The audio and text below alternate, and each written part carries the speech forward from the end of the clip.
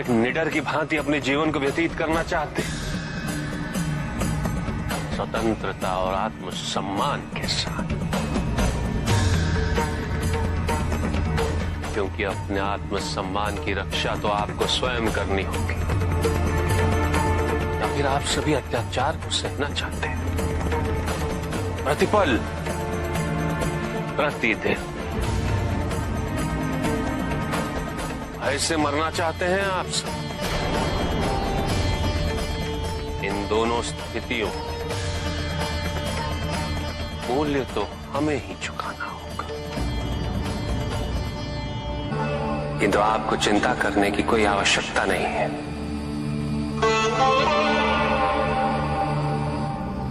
आप तो संसार के सबसे धनी व्यक्तियों में से एक हैं। आपका ज्ञान ही आपकी पूंजी है।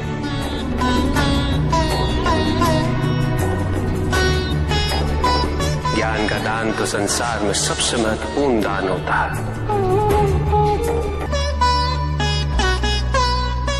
और ये निस्वार्थ सेवा संसार पे बहुत बड़ा उपकार है। प्रत्येक समाज में ये विद्वानों का दायित्व बनता है कि वो निर्भीक होकर अपने समाज को उचित दिशा दिखाएं, समस्या का समाधान करें और प्रत्येक नागरिक को शिक्षा का अधिकार दिलाएं और शिक्षा व्यवस्था में अपना अपना योगदान दें। ये मात्र भय है, अन्यथा विचारों की स्वतंत्रता भी कोई छीन सकता है? कभी नहीं। आप सभी ने अपने स्वार्थ और अपनी सुरक्षा के अपने अपने दायित्वों का परित्याग कर दिया,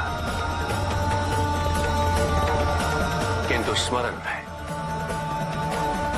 यदि आज आप सब ने बलिदान नहीं दिया तो आने वाले समय में इसका परिणाम आपकी संतान को भुगतना होगा। आपकी आने वाली पीढ़ी को भुगतना होगा। जिस मन पर शब्दों का आक्रमण हो, मन तो निरंतर ही खोज में खोया रहता है, कभी शास्त्रों में, कभी पर्वतों पर, कभी समुद्र के किनारे, तो कभी तीर्थ स्थलों पर, कभी मंदिरों में, कभी वन में, किंतु जो वो खोज रहा होता है वो कभी मिलता नहीं, क्योंकि मन तो अभी भी स्थिर नहीं। वो व्यक्ति जहां भी रहे पुत्र, जहां भी जाए और जहां भी खोजे। तुमने भी सदैव शब्दों पर ध्यान दिया है कार्तिक, भले ही वो मेरे शब्द हो या किसी और की। तुम्हारी प्रतिक्रिया तो उन शब्दों पर ही आती, और जो मन केवल शब्दों को सुनता है वो उसके निहित अर्थ से स्वयं वंचित रह जाता। शब्दों की सत्यता को समझने के लिए, उनकी अनुभूति के लिए मन में शांति के साथ साथ रिक्तता भी अनिवार्य है, शून्यता भी अनिवार्य है।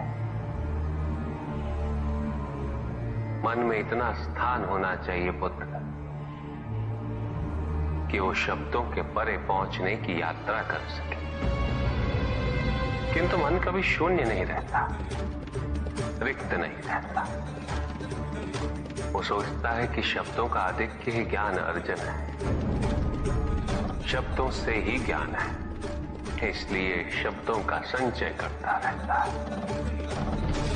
मन ये नहीं जानता कि परम ज्ञान तो शब्द अतीत है, एक अनुभूति जिसे शब्दों से बांधना असंभव है। शब्दों का अपना मूल्य क्या है कार्तिक? कुछ भी नहीं। जब भी कोई ईश्वर का नाम लेता है तो क्या ईश्वर मात्र एक शब्द में ही सीमित हो जाते? नहीं, यहां शब्द सत्य नहीं, सत्य है वो अनुभूति जो इन शब्दों में विद्यमान है।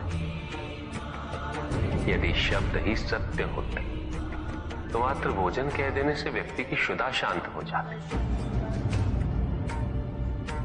इसीलिए महत्ता शब्दों की नहीं पुत्र,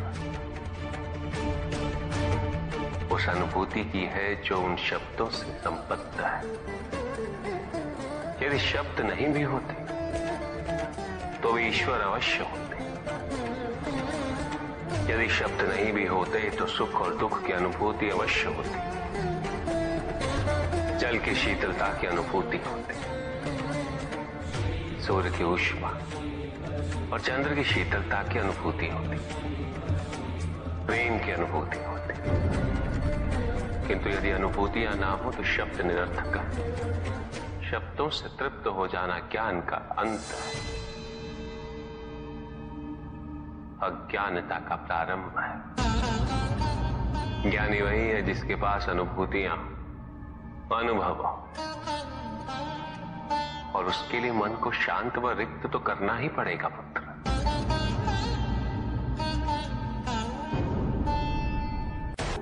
व्यक्ति यदि ये सोचे कि उसके दुख का कारण कोई और है तो वो सुखी कैसे रह पाएगा? यह असंभव है, क्योंकि दूसरों को परिवर्तित करना उसके वश में नहीं। वो तो केवल अपने आप को परिवर्तित कर सकता है। यही एक स्वतंत्रता है उसके पास। जो पीड़ा है, जो कष्ट है, वो व्यक्ति के अपने फल है, अपने निर्णय के फल। और जिस दिन वो अपने निर्णय परिवर्तित कर ले, उसी दिन उसके जीवन में परिवर्तन भी आ जाएगा। श्री कृष्ण ही सत्य है, संपूर्ण सत्य।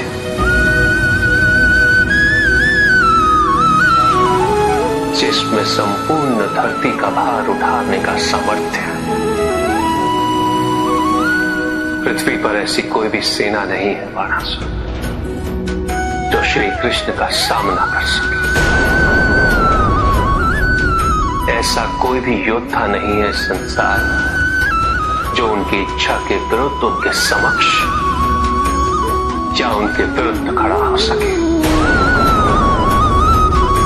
भले ही वो योद्धा कितना ही शक्तिशाली क्यों ना हो, भले ही उसकी शस्त्र बुझाएं क्यों ना हो,